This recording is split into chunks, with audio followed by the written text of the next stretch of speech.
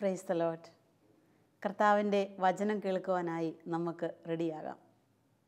വിശുദ്ധ ലൂക്കാ എഴുതിയ സുവിശേഷം 7-ാം അധ്യായം 13 മുതലുള്ള തിരുവചനങ്ങളിൽ നായിമിലെ വിധവയുടെ മകനെ ഉയർപ്പിക്കുന്ന സംഭവമാണ് നമ്മളവിടെ കാണുക. അതിൽ 15-ാമത്തെ തിരുവചനം നമുക്കൊന്ന് ശ്രദ്ധിക്കാം. വചനം ഇപ്രകാരമാണ്: അവളെ കണ്ട് മനസ്സലിഞ്ഞ കർത്താവ് അവളോട് പറഞ്ഞു, കരയേണ്ട. അവൻ മുന്നോട്ട് വന്ന് ശവമഞ്ചത്തിൻ്റെ മേൽ തൊട്ടു. അത് വഹിച്ചിരുന്നവർ നിന്നു. അപ്പോൾ അവൻ പറഞ്ഞു, യുവാവേ, ഞാൻ നിന്നോട് പറയുന്നു, എഴുന്നേൽക്കുക. മരിച്ചവൻ ഉടനെ എഴുന്നേറ്റിരുന്നു. അവൻ സംസാരിക്കാൻ തുടങ്ങി. യേശു അവനെ അമ്മയ്ക്ക് ഏൽപ്പിച്ചു കൊടുത്തു. ആ യുവാവിനെ നോക്കി യേശു പറഞ്ഞു, യുവാവേ, ഞാൻ നിന്നോട് പറയുന്നു, എഴുന്നേൽക്കുക. തിരുവചനത്തിൽ പല ഇടങ്ങളിലായി ഒരുപാട് തവണ നമ്മൾ കാണുന്ന ഒരു വാക്കാണ് എഴുന്നേൽക്കുക എന്നുള്ളത്. നായിമിലെ വിധവയുടെ ഏക മകൻ, അവൻ മരിച്ചു. ആ വേർപാടിൽ ദുഃഖിതയായ അമ്മ കരഞ്ഞുകൊണ്ട് ശവമഞ്ചത്തിൻ്റെ പിന്നാലെ പോവുകയാണ്. ഭയങ്കരമായ ഈ കരച്ചിൽ കണ്ട് യേശുവിൻ്റെ മനസ്സ് അലിഞ്ഞു. യേശു അടുത്ത് ചെന്നിട്ട് അവളോട് പറഞ്ഞു, കരയണ്ട, കരയണ്ട. ഈ വിധവയെ സംബന്ധിച്ചിടത്തോളം ഈ വാക്ക് അവളുടെ ജീവിതത്തിൽ ഒരുപാട് തവണ കേട്ട് മടുത്ത് കിടക്കുന്ന ഒരു വാക്കാണ്. കരയണ്ട, കരയണ്ട. ഈ വിധവയുടെ ഭർത്താവ് മരിച്ചപ്പോൾ ഒരു പക്ഷേ അനേകർ എന്നിട്ട് പറഞ്ഞിട്ടുണ്ടാവും, നീ കരയണ്ട, കരയണ്ട. രോഗം വന്നപ്പോൾ, അത്യാഹിതങ്ങൾ സംഭവിച്ചപ്പോൾ, എല്ലാം കഴിഞ്ഞിങ്ങനെ നിരാശപ്പെട്ട് വീണ്ടും തൻ്റെ ഏകമകൻ്റെ വേർപാടിൽ എല്ലാം നഷ്ടപ്പെട്ട ഈ കരച്ചിലും അനേകർ അവളോട് ആ യാത്രയിൽ പറഞ്ഞിട്ടുണ്ടാവും, കരയണ്ട, കരയണ്ട എന്നുള്ള കാര്യം. പക്ഷേ യേശു അവിടെ കരയണ്ട എന്ന് ഈ വിധവയോട് പറഞ്ഞപ്പോൾ, കരയണ്ട എന്ന് പറയുവാൻ അധികാരവും അവകാശവുമുള്ളവനാണ് അവളോട് പറഞ്ഞത്, നീ കരയണ്ട. കാരണം കരയണ്ട എന്ന് ഒരാളോട് പറയാനായിട്ട് സാധിക്കണമെങ്കിൽ ആ കരച്ചിൽ ഇല്ലാതാക്കാൻ കഴിയേണ്ടവർക്കേ കരയണ്ട എന്ന് പറയാനായിട്ട് സാധിക്കുള്ളല്ലോ. അത് ശരിയാണ്. അപ്പോൾ നിൻ്റെ കരച്ചിൽ ഞാൻ മാറ്റിത്തരാം, എൻ്റെ കയ്യിൽ അതിന് പരിഹാരമുണ്ട് എന്ന് കണ്ടാണ് യേശു ഈ വിധവയോട് പറയുന്നത്, നീ കരയണ്ട. യേശുവിൻ്റെ മനസ്സ് അലിഞ്ഞു എന്നാണ് നമ്മൾ വചനത്തിൽ കാണുന്നത്. സങ്കടപ്പെടുന്നവരുടെ കണ്ണുനീരിൻ്റെ മുൻപിൽ അലയുന്ന, മനസ്സലിയുന്ന, കരളലിയുന്ന യേശുവിനെ നമ്മളിവിടെ കാണുകയാണ്. മനുഷ്യരുടെ സങ്കടങ്ങളുടെ കൂടെ യാത്രയാകുന്ന യേശു തമ്പുരാനെ ഇവിടെ നമ്മൾ വചനത്തിൽ കാണുകയാണ്. അവിടെ അവളോട് പറഞ്ഞു കരയണ്ട. എന്നിട്ട് യേശു ചെയ്യുന്ന പ്രവൃത്തി വചനത്തിൽ നമ്മൾ വായിച്ചു കേട്ടല്ലോ. അവൻ ചെന്ന് ശവമഞ്ചത്തിൽ അവൻ തൊട്ടിട്ട് പറഞ്ഞു, യുവാവേ, നീ എഴുന്നേൽക്ക്. കർത്താവിൻ്റെ ഈ പ്രവൃത്തി വചനമായി മുഴങ്ങി, ജീവദായകമായ വചനമായി മുഴങ്ങി. മരിച്ചു കിടന്ന യുവാവ് എഴുന്നേറ്റിരുന്നു എന്ന് വചനത്തിൽ കാണുകയാണ്. തുടർന്ന് വായിക്കുമ്പോൾ നമ്മൾ കാണുന്നുണ്ട്, യുവാവ് എഴുന്നേറ്റു, അവൻ ഭക്ഷണം കഴിച്ചു, അവനെ അമ്മയ്ക്ക് ഏൽപ്പിച്ചു കൊടുത്തു. അവൻ ജീവനിലേക്ക് വന്നിരിക്കുന്നു എന്നതിൻ്റെ തെളിവാണ് അവൻ എഴുന്നേറ്റിരുന്നത്. അല്ലെങ്കിൽ എഴുന്നേറ്റ് കഴിഞ്ഞ മകനെ അമ്മയുടെ കരങ്ങളിൽ ഏൽപ്പിച്ചു കൊടുത്തത്. മരിച്ച തൻ്റെ മകൻ എഴുന്നേറ്റ് കഴിഞ്ഞപ്പോൾ അമ്മയുടെ കണ്ണുനീർ ശാന്തമായി. കരയണ്ട എന്ന് പറഞ്ഞവൻ്റെ വാക്ക് അവിടെ സംഭവിച്ചു. അവളുടെ കരച്ചിൽ കർത്താവ് തീർത്തു കൊടുത്തു. അവൾക്ക് സന്തോഷമായി, മകനെ ഏൽപ്പിച്ചു കൊടുത്തു.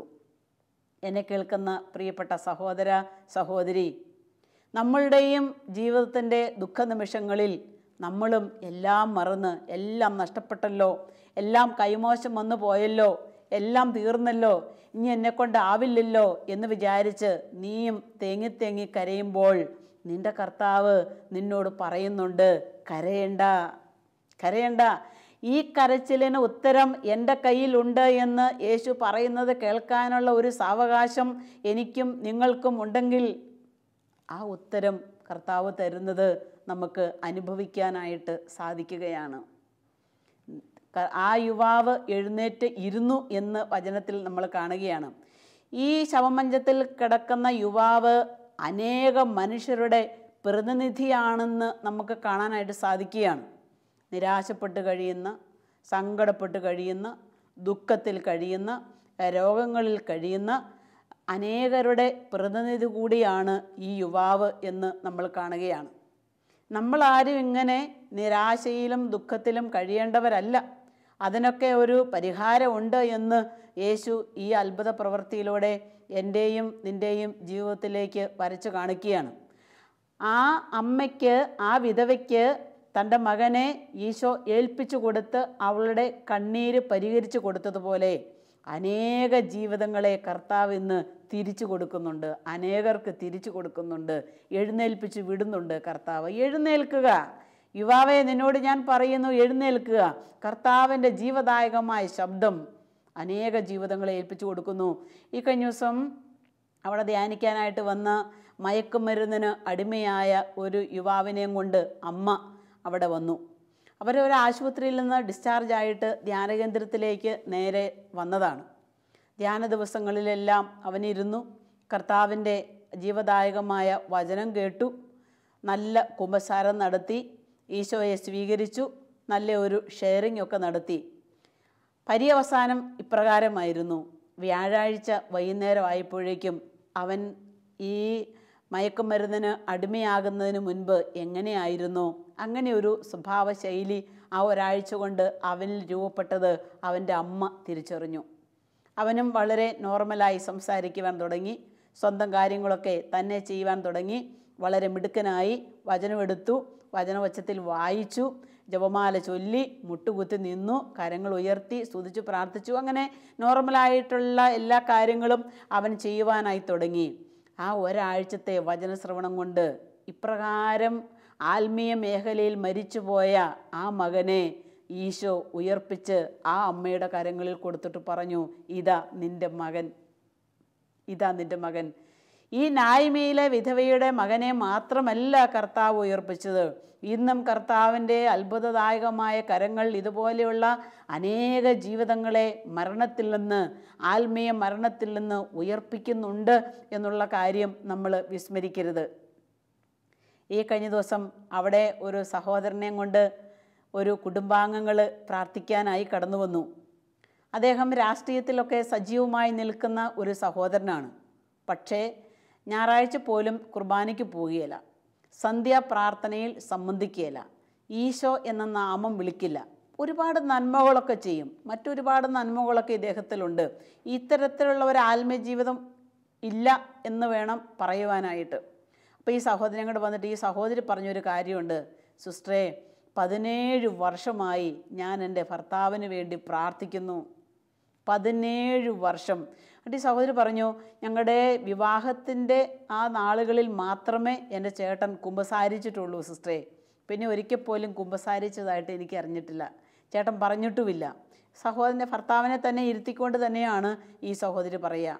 കഴിഞ്ഞ 17 വർഷത്തെ പ്രാർത്ഥനയുടെ ഉത്തരം കർത്താവ് അവിടെ കൊടുത്തു. കർത്താവിൻ്റെ മനസ്സിനെ ഇണങ്ങിയതുപോലെ ആ മകനെ കർത്താവ് അനുഗ്രഹിച്ച് ആ ഭാര്യയുടെ കരങ്ങളിൽ തിരിച്ച് ഭർത്താവിനെ ഏൽപ്പിച്ചു. നോക്ക്, ഇങ്ങനെ എത്രയെത്ര ജീവിതങ്ങളെ ആ കർത്താവ് ഓരോരുത്തരുടെ കരങ്ങളിൽ ഏൽപ്പിച്ചു കൊടുക്കുന്നത്. നഷ്ടപ്പെട്ടു പോയ മക്കളെ, ആ മക്കളെ കർത്താവ് മാനസാന്തരത്തിലേക്ക് കൊണ്ടുവന്ന് മാതാപിതാക്കൾക്ക് തിരിച്ചു കൊടുക്കുന്നു. നഷ്ടപ്പെട്ടു പോയ ഭാര്യയുടെ ആത്മജീവിതത്തെ കർത്താവ് ശരിയാക്കി ഭർത്താവിൻ്റെ കരങ്ങളിൽ കൊടുക്കുന്നു. ഭർത്താവിൻ്റെ നഷ്ടപ്പെട്ടു പോയ ജീവിതത്തെ ശരിയാക്കി കർത്താവ് ഭാര്യയുടെ കരങ്ങളിൽ കൊടുക്കുന്നു. അതുപോലെ സ്നേഹസ്വന്തങ്ങൾ, ഉപകാരികൾ, നമ്മളായിരിക്കുന്ന സമൂഹവുമായിട്ടുള്ള ബന്ധങ്ങളിൽ എല്ലാം ഇത്തരത്തിലുള്ള ഒരുപാട് അത്ഭുതങ്ങൾ കർത്താവ് ചെയ്തുകൊണ്ടാണ് ഇരിക്കുന്നത്. യേശയ്യായുടെ പ്രവചന ഗ്രന്ഥം 55-ാം അധ്യായം 11-ാമത്തെ തിരുവെഴുത്തിൽ അവൻ്റെ അധരങ്ങളിൽ നിന്ന് പുറപ്പെടുന്ന വാക്കുകൾ എന്ത് ഉദ്ദേശത്തോടു കൂടിയാണോ ആ വാക്കുകൾ പുറപ്പെട്ടത് അത് നിറവേറ്റുക തന്നെ ചെയ്യും. നമ്മളെക്കൊണ്ട് കുടുംബത്തിന് ആവശ്യമുണ്ട്, സമൂഹത്തിന് ആവശ്യമുണ്ട്, നമ്മളായിരിക്കുന്ന സ്ഥലങ്ങളിൽ നമ്മളെക്കൊണ്ട് ആവശ്യമുണ്ട് എന്ന് കർത്താവിന് അറിയാവുന്നത് കൊണ്ട് നമ്മുടെ ജീവിതത്തിലേക്ക് ഇറങ്ങി വരുന്ന കർത്താവിനെ സ്വീകരിക്കുവാൻ നമ്മൾ റെഡിയാകണം, എഴുന്നേൽക്കണം. നമ്മളിപ്പോൾ ആയിരിക്കുന്ന നമ്മുടെ അവസ്ഥയിൽ നിന്ന് എഴുന്നേൽപ്പിക്കാൻ കർത്താവിന് സാധിക്കും, ഈശോയ്ക്ക് സാധിക്കും. അതുകൊണ്ടല്ലേ ആ ജീവദായകമായ ശബ്ദം പുറപ്പെട്ടപ്പോൾ മരിച്ച യുവാവ് എഴുന്നേറ്റിരുന്നത്. ഒരു പക്ഷേ എനിക്കിനി രക്ഷപ്പെടാൻ പറ്റിയേല എന്നുള്ള രീതിയിൽ ഒരു ഇരിപ്പായിരിക്കാം നമ്മളൊക്കെ ഇപ്പോൾ ഇരുന്നുകൊണ്ടിരിക്കുന്നത്. കർത്താവ് പറയുകയാണ്, എഴുന്നേൽക്ക്, എഴുന്നേൽക്ക്. കോടിക്കണക്കിന് രൂപ കടബാധ്യതയുള്ളവരുണ്ട്, ലക്ഷക്കണക്കിന് രൂപ കടബാധ്യതയുള്ളവരുണ്ട്. അങ്ങനെയുള്ള അനേകർ അവരുടെ ജീവിതത്തിൽ അവർ ഇരുന്നു പോയിട്ടുണ്ട്. ഇനി എങ്ങനെ എങ്ങോട്ട് എഴുന്നേറ്റ് പോകും അറിഞ്ഞുകൂടാ. പക്ഷെ കർത്താവിൻ്റെ ശക്തമായ കരങ്ങൾ അവരുടെ ജീവിതത്തിലേക്ക് വന്നു കഴിഞ്ഞാൽ അവർ എഴുന്നേറ്റ് പോവുക തന്നെ ചെയ്യും. അപ്പം നമുക്ക് കർത്താവിൻ്റെ ഈ വലിയ ഒരു സാന്നിധ്യവും അനുഗ്രഹവുമാണ് ചോദിച്ചു മേടിക്കേണ്ടത്. ഒരു 2-3 മാസങ്ങൾക്ക് മുൻപ് അവിടെ ധ്യാനകേന്ദ്രത്തിൽ ധ്യാനിക്കാനായിട്ട് 2 ദമ്പതികൾ വന്നു. 2 പേരും അങ്ങോട്ടും ഇങ്ങോട്ടും ഒട്ടും അഡ്ജസ്റ്റ് ചെയ്യില്ല. ഒരു വാക്ക് പറഞ്ഞാൽ അതിനെ ചൊല്ലി അവർ ദിനരാത്രങ്ങൾ വഴക്ക് കൂടും, മാസങ്ങളോളം മിണ്ടാതിരിക്കും. 2 ചെറിയ മക്കളുമുണ്ട് അവർക്ക്. കുഞ്ഞുങ്ങൾ ഇതെല്ലാം കണ്ടും കേട്ടും ഇവരുടെ നടുവിൽ ഇങ്ങനെ വളർന്നു വരികയാണ്. അങ്ങനെ ഇവർ 2 പേരും കൂടെ തീരുമാനം എടുക്കുകയാണ്, നമുക്കിനി അങ്ങോട്ടും ഇങ്ങോട്ടും പിരിഞ്ഞ് ജീവിച്ചേക്കാം. അവർ തമ്മാമിൽ പറഞ്ഞു, പിള്ളേരെ അങ്ങോട്ടും ഇങ്ങോട്ടും ഇവർ പങ്കിട്ടു. അങ്ങനെ ഇരിക്കുന്ന അവസ്ഥയിലാണ് അവരുടെ ഒരു കുടുംബ സുഹൃത്ത് ഇടപെട്ട് ഇവരെ ധ്യാനകേന്ദ്രത്തിലേക്ക് എത്തിക്കുക. കർത്താവിൻ്റെ വചനം ഒരാഴ്ചക്കാലം അവരിരുന്ന് കേട്ടു, നല്ലൊരു ഷെയറിംഗ് ഒക്കെ നടത്തി. അവർക്ക് വേണ്ടി പ്രാർത്ഥിക്കാൻ ദൈവം എന്നെ എടുത്ത് ഉപയോഗിച്ചു. അവരെ 2 പേരെയും ദീർഘസമയം ഇരുന്ന് കേട്ടു. കേൾക്കുക എന്നുള്ളത് വലിയൊരു കാര്യമാണല്ലോ. ദീർഘസമയമെടുത്ത് അവരെ കേട്ടു, അവർക്ക് വേണ്ടി പ്രാർത്ഥിച്ചു. ദൈവത്തിൻ്റെ പരിശുദ്ധാത്മാവ് പറയപ്പെട്ട മുഴുവൻ സന്ദേശങ്ങളും അവരോട് പറഞ്ഞു. ഒന്നിച്ച് ജീവിക്കാനൊന്നും ഞാൻ പറഞ്ഞില്ല, കാരണം കർത്താവ് തന്നെ അത് പറയണം, എങ്കിലേ അവർക്ക് ആ ഒരു ശരി രൂപപ്പെടുത്താനായിട്ട് സാധിക്കുള്ളൂ. അങ്ങനെ പ്രാർത്ഥിച്ച്, തല കൈവച്ച് പ്രാർത്ഥിച്ച് ഇവരെ കേട്ട് അനുഗ്രഹിച്ച സന്ദേശങ്ങൾ കൊടുത്തു വിട്ടു. വെള്ളിയാഴ്ച ധ്യാനം കഴിഞ്ഞ് എല്ലാവരും യാത്രയാകുന്ന സമയത്ത് ഈ ദമ്പതികൾ 2 പേരും കൂടെ എൻ്റെ അടുത്ത് വന്നിട്ട് പറഞ്ഞു, സിസ്റ്ററെ, ഞങ്ങൾ ഇവിടെ ഇരുന്ന് ഒന്നിച്ച് ഒരു തീരുമാനമെടുത്തു. ഇന്ന് വരെ എടുക്കാത്ത ഒരു തീരുമാനമാണ് ഞങ്ങൾ എടുത്തത്. ഞാൻ ചോദിച്ചു, നിങ്ങൾ എന്ത് തീരുമാനം എടുത്തത്? അപ്പോൾ സന്തോഷത്തോടു കൂടി 2 പേരും കൂടെ പറഞ്ഞു, ഞങ്ങൾ പിരിയാൻ തീരുമാനിക്കുന്നില്ല, പിള്ളേരെ പങ്കിടാനും തീരുമാനിക്കുന്നില്ല, ഞങ്ങൾ ഒരുമിച്ച് സന്തോഷമായിട്ട് ഇനിയുള്ള ഞങ്ങളുടെ കുടുംബജീവിതം നയിക്കുവാനായി ഞങ്ങൾ തീരുമാനിച്ചു. ഇതിലൂടെ നമ്മൾ കാണുന്നത് കർത്താവ് അവരെ എഴുന്നേൽപ്പിച്ചു എന്നുള്ള കാര്യമാണ്. Praise the Lord, praise the Lord. നിങ്ങളുടെ വർഷങ്ങളായിട്ടുള്ള മനസ്സിൻ്റെ കട്ട പിടിച്ച നിരാശയിൽ നിന്ന്, അമിതമായ ദുഃഖത്തിൽ നിന്ന്, ഭീതിയിൽ നിന്ന് ഒക്കെ കർത്താവ് നമ്മളെ എഴുന്നേൽപ്പിക്കും. അതിന് ശക്തൻ കർത്താവ് മാത്രമാണ്. കർത്താവിൻ്റെ ശക്തി കടന്നു വന്നു കഴിഞ്ഞാൽ നമുക്ക് എഴുന്നേൽക്കാനായിട്ട് സാധിക്കും. വിശുദ്ധ മർക്കോസിന് സുവിശേഷം 2-ാം അധ്യായം 11 മുതലുള്ള തിരുവചനങ്ങളിലേക്ക് നമ്മൾ കടന്നു ചെല്ലുമ്പോൾ കാണുന്നുണ്ട്, 4 പേര് കൂടി ഒരു തളർവാദ രോഗിയെ കിടക്കയിലെടുത്ത് കർത്താവിൻ്റെ അടുത്തേക്ക് കൊണ്ടു ചെല്ലുന്നത്. കർത്താവ് ആ തളർവാദ രോഗിയോട് പറഞ്ഞു, അവൻ്റെ പാപങ്ങളൊക്കെ മോചിച്ചു കൊടുത്തു. എന്നിട്ട് അവനോട് പറഞ്ഞു, നിൻ്റെ കിടക്കയും എടുത്ത് എഴുന്നേറ്റ് വീട്ടിലേക്ക് പോവുക. നിൻ്റെ കിടക്കയും എടുത്ത് നീ എഴുന്നേറ്റ് വീട്ടിലോട്ട് പോവുക. പുതിയ മനുഷ്യനായി നീ വീട്ടിലേക്ക് പോവുക. കർത്താവാണ് തളർന്നവരെ പോലും എഴുന്നേൽപ്പിക്കുന്നത്. കർത്താവ് നമ്മളെ എഴുന്നേൽപ്പിക്കും. കഴിഞ്ഞ ദിവസം ഒരു സഹോദരി പ്രാർത്ഥിക്കാനായിട്ട് വന്നപ്പോൾ +1 പഠിക്കുന്ന മോളുമുണ്ട് കൂട്ടത്തിൽ. ആ മോള് ഒരുപാട് തവണ ഒന്ന് പറഞ്ഞ് രണ്ടാമത്തേന് അവൾ പറയും, ഞാനിപ്പോൾ മരിക്കും. മരിക്കുമെന്ന് പറയും മാത്രമല്ല അവൾ ചെയ്തത്, അത്തരത്തിലുള്ള പ്രവൃത്തികളും അവൾ ചെയ്തു. 2-3 പ്രാവശ്യമായിട്ട് ചെയ്തു. അതുകൊണ്ട് ഈ മാതാപിതാക്കൾക്ക് ഇവളിങ്ങനെ പറയുമ്പോൾ ഭയങ്കര ഭയമാണ്. അതുകൊണ്ട് തന്നെ അവളെ പ്രാർത്ഥിപ്പിക്കാനായിട്ട് കൊണ്ടുവരികയാണ്. പ്രാർത്ഥിച്ചു, കർത്താവിൻ്റെ സന്ദേശങ്ങൾ എത്തിച്ചു, തിരുവചനം എടുത്തു, വായിച്ചു കേൾപ്പിച്ചു.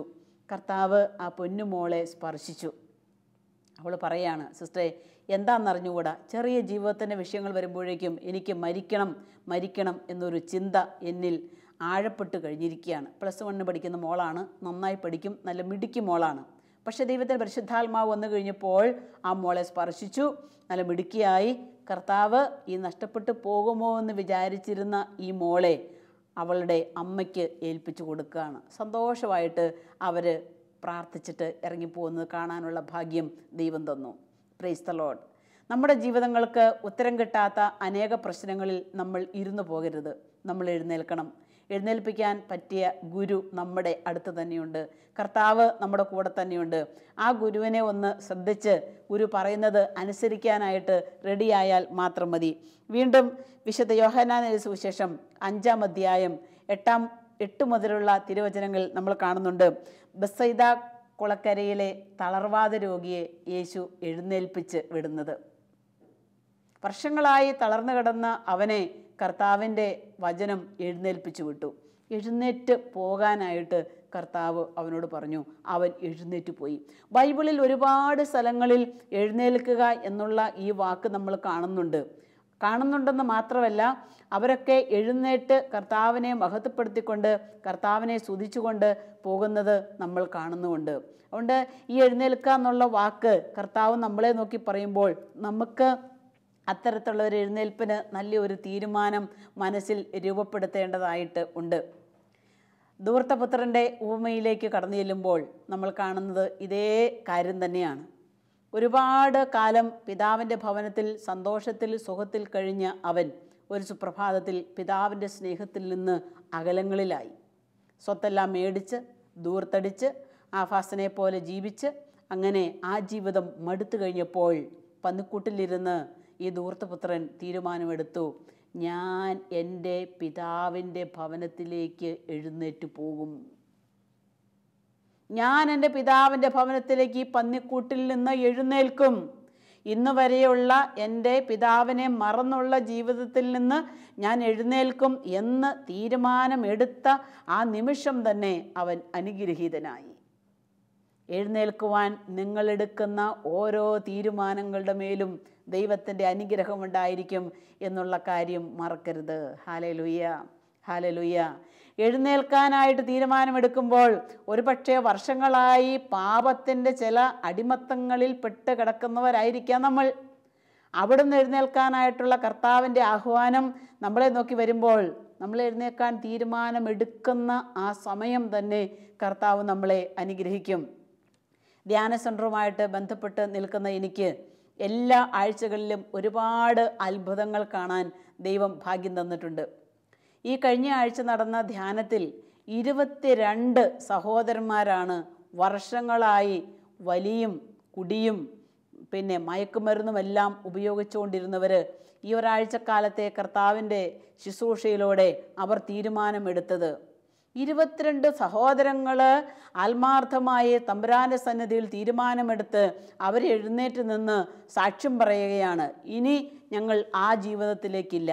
ആ ജീവിതം തരുന്ന സുഖത്തിൽ നിന്ന് എഴുന്നേറ്റ നിമിഷം തന്നെ അവർ പ്രാപിച്ചു. അവർ അനുഗ്രഹിച്ചു. അവർ മാത്രമല്ല, അവരോടൊപ്പം അവരുടെ കുടുംബാംഗങ്ങളും അനുഗ്രഹത്തിലേക്ക് കടന്നു വരും. Praise the Lord. പ്രിയപ്പെട്ട സഹോദര സഹോദരി, ഇപ്പോഴത്തെ അവസ്ഥയിൽ നിന്ന് ഒന്ന് എഴുന്നേൽക്കാൻ ഒരു തീരുമാനം എടുക്കാവോ? ദൈവം നിന്നെ അനുഗ്രഹിക്കും. ദൈവം തൊട്ട് അടുത്ത് തന്നെ നിന്നെ അനുഗ്രഹിക്കുവാനായിട്ട് നിൽപ്പുണ്ട്. അതുകൊണ്ട് നമ്മുടെ ആ അവസ്ഥയിൽ നിന്ന് എഴുന്നേൽക്കാനായിട്ട് നമുക്ക് തീരുമാനമെടുക്കാം. കർത്താവ് നമ്മളെ എഴുന്നേൽപ്പിക്കും. കർത്താവിൻ്റെ മക്കൾ പ്രത്യാശയില്ലാത്തവരെ പോലെ അല്ലെങ്കിൽ ദുഃഖാർത്തരെ പോലെ കഴിയണമെന്ന് കർത്താവ് ആഗ്രഹിക്കുന്നില്ല. അവിടെ നിന്നൊക്കെ കർത്താവ് നമ്മളെ എഴുന്നേൽപ്പിക്കും. കഴിഞ്ഞ ദിവസം ഒരു ബൈക്ക് അപകടത്തിൽ കാലിൻ്റെ മുട്ടും അതിൻ്റെ താഴ്ഭാഗങ്ങളുമൊക്കെ ഒരുപാട് ഒടിഞ്ഞ് നുറുങ്ങിപ്പോയ ഒരു സഹോദരന് 6 മാസം ഇരുന്നതിന് ശേഷം പ്രാർത്ഥിക്കാനായിട്ട് വന്നപ്പോൾ ആ യുവ സഹോദരൻ പറഞ്ഞ ഒരു കാര്യമുണ്ട്, സിസ്റ്ററെ, എനിക്ക് ഈ അപകടം എൻ്റെ ദൈവം ബോധപൂർവം തന്നതാണ്. എനിക്ക് ഈ അപകടം സംഭവിച്ചില്ലായിരുന്നെങ്കിൽ ഞാൻ ഇപ്പോഴത്തെ അവസ്ഥയിൽ നിന്നും വളരെ മോശമായി പോയേനെ. തക്ക സമയത്താണ് കർത്താവ് എനിക്ക് ഒരപകടം തന്ന് എന്നെ എഴുന്നേൽപ്പിച്ചത്. ഞാൻ ചോദിച്ചു, എന്തു മോനെ? ഉടനെ ആ സഹോദരൻ പറയാണ്, സിസ്റ്റേ, ഞാൻ ഈ ലോകത്തിൻ്റെ എല്ലാ പാപങ്ങളിലും അതിൻ്റെ ആ സുഖത്തിൻ്റെ മുഴുവനും ആഴങ്ങളിലും മുങ്ങിക്കുളിച്ച് ജീവിച്ചു വരികയായിരുന്നു. അന്നേരമാണ് ഇത്തരത്തിലുള്ള ഒരപകടം കർത്താവ് എനിക്ക് വേണ്ടി ക്രമീകരിച്ചത്. ആ വാക്കാണ് പറഞ്ഞത്. കർത്താവ് അവന് വേണ്ടി ഒരു അപകടം ക്രമീകരിച്ചു അത്രേ, അവൻ്റെ വിശ്വാസം. അതുകൊണ്ട് അവൻ എഴുന്നേറ്റു. പഴയ ജീവിതത്തിൻ്റെ അവസ്ഥയിൽ നിന്ന് എഴുന്നേൽക്കുവാൻ ദൈവം കൊടുത്ത അവസരം. ഒരു പക്ഷേ ഇത്തരത്തിലുള്ള അവസരങ്ങൾ നമുക്ക് ദൈവം കരുതിയിട്ടുണ്ടോ നമുക്കറിഞ്ഞുകൂടാ. ദൈവം ഇപ്പോൾ നമ്മളായിരിക്കുന്ന ഈ അവസ്ഥയിൽ നിന്ന് നമ്മൾ നല്ല തീരുമാനങ്ങളിലൂടെ കർത്താവിൻ്റെ പക്കലേക്ക് എഴുന്നേൽക്കാനായിട്ട് തീരുമാനമെടുക്കുമ്പോൾ കർത്താവിൻ്റെ അനുഗ്രഹമാണ് നമ്മളുടെ ജീവിതത്തിലേക്ക് ഒഴുകിയിറങ്ങുന്നത് എന്നുള്ള കാര്യം ഓർത്തിരിക്കണം. വഴിയും സത്യവും ജീവനുമായ കർത്താവിൻ്റെ വചനം മരണത്തിനും അപ്പുറത്ത് അതിശക്തമാണ്. അതുകൊണ്ടല്ലേ മരിച്ച ലാസറിനോട് യേശു പറഞ്ഞത്, ലാസറേ പുറത്തു വരിക. ലാസർ പുറത്തു വന്നു, മരിച്ച ലാസർ പുറത്തു വന്നു. അപ്പം ലാസറിനെ കർത്താവ് എഴുന്നേൽപ്പിച്ചു. എഴുന്നേൽക്കുവാൻ ദൈവം നമുക്ക് തരുന്ന സാഹചര്യങ്ങൾ, മണിക്കൂറുകൾ, ദിവസങ്ങൾ, ആഴ്ചകൾ, മാസങ്ങൾ ഒക്കെയുണ്ട് നമ്മുടെ കൺമുൻപിൽ. അതെല്ലാം വളരെ ബോധപൂർവം ഉള്ളിൻ്റെ ഉള്ളിൽ കാത്തു സൂക്ഷിച്ചുകൊണ്ട് പഴയ ജീവിതത്തിൻ്റെ അവസ്ഥയിൽ നിന്ന് എഴുന്നേൽക്കാനായിട്ട് നമുക്ക് തീരുമാനമെടുക്കാം. കഴിഞ്ഞകാല ജീവിതത്തിൻ്റെ അധ്യായങ്ങളെ നോക്കി സങ്കടപ്പെടേണ്ടതില്ല.